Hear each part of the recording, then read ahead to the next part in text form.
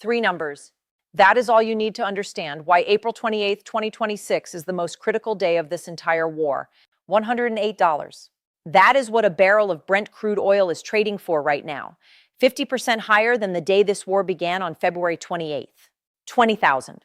That is the number of sailors, engineers, cooks, navigators, and ordinary maritime workers from dozens of countries who are trapped on hundreds of vessels inside the Persian Gulf right now, unable to cross the Strait of Hormuz, unable to go home, unable to do their jobs, stranded in the middle of a war they had no part in starting.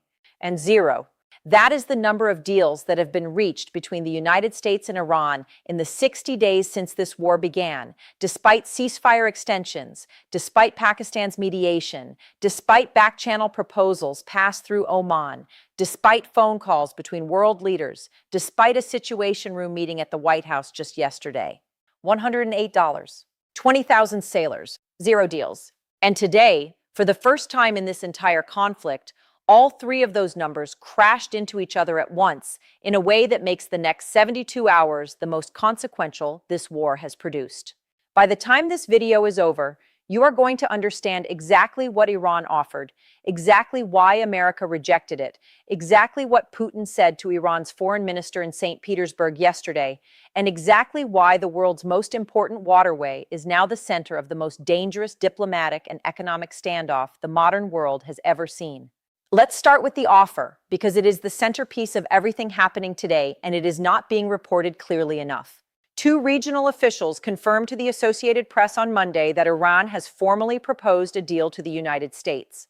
The offer, passed to American officials through Pakistan's mediation, has two components. First, Iran will reopen the Strait of Hormuz and end its chokehold on global shipping if the United States lifts its naval blockade of Iranian ports and formally ends the war. Second, and this is the part that changes everything, the larger question of Iran's nuclear program would be set aside and addressed in a later phase of negotiations. Iran is essentially saying, let's stop the bleeding first, reopen the waterway, lift the blockade, end the shooting, and then we can talk about the nuclear file in a separate, slower diplomatic process. On paper, it sounds like progress. Two sides agreeing to stop the immediate military and economic pressure while creating space for longer-term diplomacy. In any normal conflict, this kind of phased approach would be welcomed as a breakthrough. But this is not a normal conflict. And the United States government's response to Iran's offer was delivered within hours, and it was as close to a flat rejection as diplomatic language allows. Secretary of State Marco Rubio went on Fox News on Monday morning and said the following: "We can't let them get away with it. We have to ensure that any deal that is made, any agreement that is made, is one that definitively prevents them from sprinting towards a nuclear weapon at any point." 10 words. We can't let them get away with it. That is not the language of a government that is considering a phased approach to diplomacy. That is the language of a government that views Iran's nuclear program as the entire point of the war, and that will not sign any deal that leaves that question unresolved. The gap between what Iran is offering and what America is demanding just became visible in the starkest possible terms. Now let's understand why Iran structured its offer this way, because the logic behind it is strategically sophisticated, and it is important to understand it clearly. Iran has spent the last 60 days demonstrating one thing above all else to the world: that it can close the Strait of Hormuz and hold it closed for months, absorbing enormous economic pain on its own side while imposing catastrophic costs on the global economy. Brent crude at 108. Oil prices 50% higher than before the war. The largest supply disruption in the history of the global oil market, according to the International Energy Agency. 20,000 sailors trapped. 80 vessels passing through the strait in the week of April 13th to 19th, compared to more than 130 transits per day before the war. Iran has used the Strait of Hormuz as a weapon, and it has proven that weapon is real, that it works, and that neither the United States Navy, nor 4 aircraft carriers, nor a naval blockade of Iranian ports has been able to fully counter it. By offering to reopen Hormuz in exchange for lifting the blockade and ending the war, while leaving the nuclear question for later, Iran is essentially saying that its primary strategic goal is survival, not nuclear weapons. It is saying that if the immediate military and economic pressure is removed, Tehran is willing to come back to the table on everything else. And by putting the nuclear question in a later phase, Iran is also buying time to recover economically, time to assess the damage to its nuclear infrastructure from the strikes, time to rebuild leverage before sitting down to negotiate the thing America actually went to war over. Whether that is genuine diplomacy or strategic maneuvering designed to relieve pressure without making real concessions is the central question the Trump administration is wrestling with right now. And that question went straight to the top of the American government yesterday. Axios reported that Trump discussed Iran's Hormuz proposal with his national security and foreign policy teams in a Situation Room meeting on Monday. The White House confirmed the meeting took place. The details of what was said inside that room are not public, but the public signals from the administration are clear enough. Rubio's Fox News statement rules out any deal that separates Hormuz from the nuclear file. Trump himself, just days ago, said he has all the cards and Iran has none. The administration's posture is one of maximum pressure. Keep the blockade, keep the carriers, keep the shoot-to-kill order against mine-laying boats, and wait for Iran to offer something that includes genuine concessions on the nuclear program. The problem with that posture is that it requires Iran to offer more than it has offered so far. And Iran's President Masoud Pezeshkian made clear this week that Iran will not enter into forced negotiations while facing pressure and threats. Both sides are saying the same thing in mirror image language. America says it will only make a deal that resolves the nuclear question. Iran says it will only negotiate without a gun to its head. And in between those two positions, oil sits at $108 a barrel and 20,000 sailors wait in the Gulf. Now let's talk about what Araghchi was doing in St. Petersburg yesterday, because it adds a dimension to this story that the Western media is significantly underreporting. While Iran's Hormuz offer was being discussed in a White House Situation Room, Iran's Foreign Minister Abbas Araghchi was sitting across from Russian President Vladimir Putin in St. Petersburg. Russian state news agency TASS reported the meeting in full. Putin praised the Iranian people as bravely and heroically fighting for their sovereignty. He said Russia would do everything possible to bring peace to the Middle East.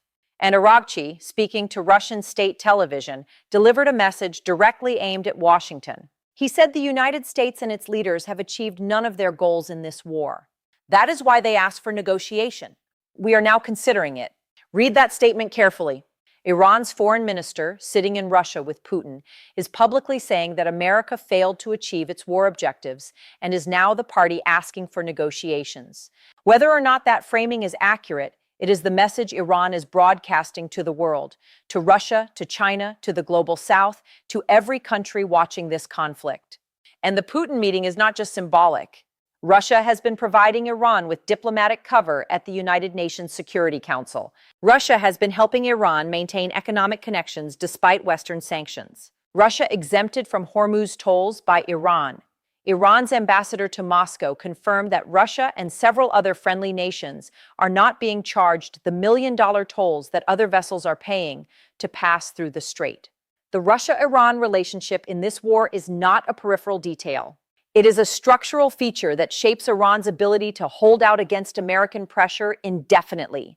Let's talk about the 20,000 sailors, because they are the human face of this crisis, and they are not being talked about enough.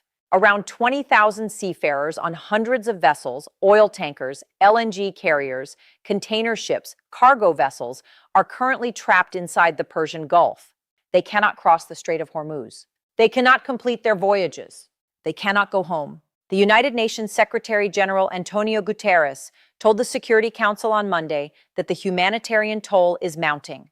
He said, and this is one of the most devastating sentences spoken in any official setting this week, these pressures are cascading into empty fuel tanks, empty shelves, and empty plates. He was talking about the global impact of the Hormuz closure, but inside the Gulf itself, the human cost is immediate and personal. Crews from the Philippines, from India, from Ukraine, from Montenegro, from Croatia, from Greece, from dozens of countries are sitting on vessels that have become floating prisons. Their contracts have expired. Their families are waiting. The shipping companies that employ them are paying holding costs they never budgeted for. The vessels they are on are consuming fuel just to stay anchored and maintain basic systems. And the UN says at least 10 seafarers have already been killed since this war began. Not soldiers, not combatants, just people doing their jobs on the water and dying because two governments could not find a way to stop fighting.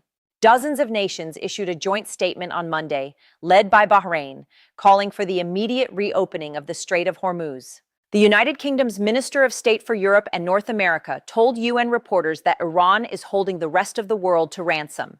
The entire international community is aligned on the need to reopen the strait, and yet it remains closed. Here is what the economic damage looks like in concrete numbers as of today. Oil at $108 per barrel, 50% above pre-war levels. Gas prices in the United States averaging $4.05 per gallon, down slightly from a recent peak of $4.17, but still dramatically higher than the $2.98 Americans were paying before February 28th. Trump's approval rating standing at 37% in a new NBC News survey, with dissatisfaction concentrated on his handling of the economy and the war. Shipping companies paying war risk insurance premiums that have made the Gulf route economically unviable for many voyages. Companies now paying millions of dollars to cross the Panama Canal as an alternative routing, driving Panama Canal fees to record levels. Food prices in Gaza 85% higher than before the war. Qatar and Kuwait facing projected GDP contractions of up to 14%.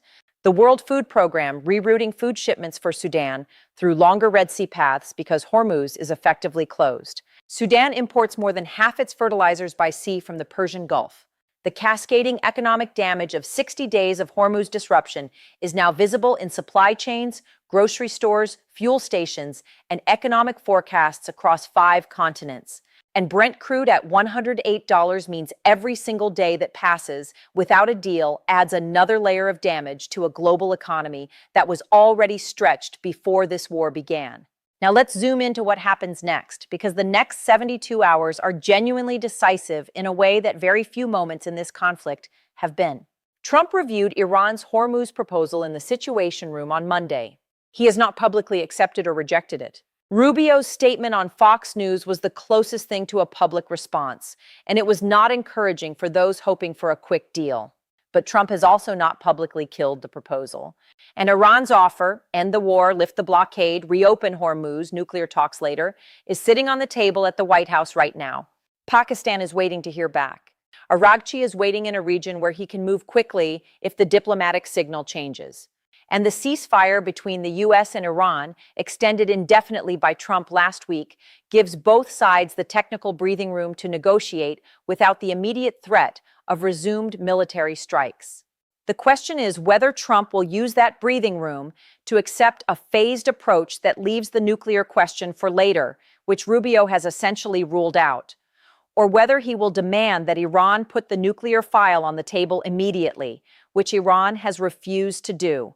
There is no easy middle ground between those positions. And every day that passes without a breakthrough costs the world another day of oil at 108, another day of 20,000 sailors trapped in the Gulf, and another day of economic damage spreading through supply chains that are already at their breaking point. Here is what makes today genuinely different from every other day of this war. For the first time, both sides have made their positions completely explicit and completely public. America's position is nuclear deal or no deal. Iran's position is end the war and lift the blockade first, nuclear talks later. Those positions are not compatible in their current form. But they are also not so far apart that a creative diplomatic formula could not bridge them. A phased approach that includes verifiable Iranian commitments on the nuclear file as a condition of reopening Hormuz, rather than leaving it entirely to a later stage, might be something both sides could live with. Pakistan, Oman, and multiple other mediators are actively looking for that formula. The Situation Room meeting happened. The proposals are being reviewed. And somewhere between Trump's Truth Social posts and Araghchi's meetings with Putin, the deal that ends this war, if it ever comes, is being quietly shaped. Whether it comes in the next 72 hours or the next 72 days is the question that the entire world, every oil market, every shipping company, and every one of those 20,000 trapped sailors is waiting to have answered. Tell us right now in the comments, do you think Iran's offer to reopen Hormuz in exchange for ending the war while leaving nuclear talks for later is a genuine peace move, or is it a strategic trap designed to relieve pressure without making real concessions? And do you believe Trump should take the deal on the table or hold out for a complete nuclear agreement? Drop your answer below because what gets decided in the next 72 hours will affect oil prices, food prices, and the global economy in ways that touch every single one of you watching this right now.